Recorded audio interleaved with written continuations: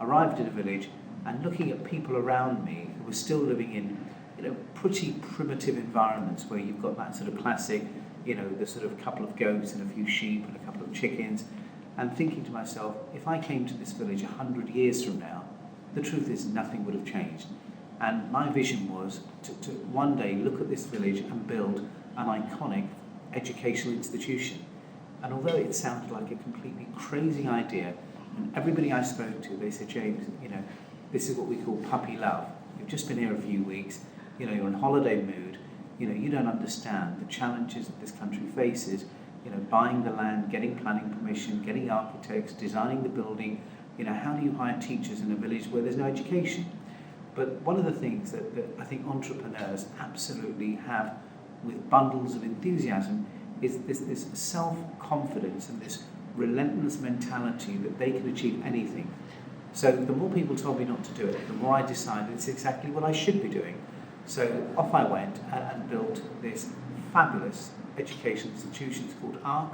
I named the school after my father because I thought actually, considering when he arrived in England in 1960, he arrived in this country as somebody who couldn't either read or write, and nor could he speak English.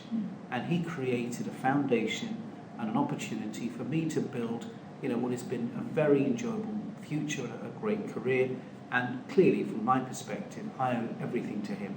And therefore, building the school in his name meant the world to me. Today, we have over 428 children that we are educating in his honour, in his name, and I essentially fund the entire school. Not only do I own the land and the building, but actually pay the salaries of all the teachers and the minibuses that go and pick up the children every morning and employ the dean and the uniforms, etc. And interesting enough for me, when I look back on my career, the experience of building that school has given me more satisfaction than any deal that I've done. When I walk into that school and I look at the faces of those children, there is a sense of I've made a difference. And one of the most valuable feelings for me is knowing that I've changed the lives of those people.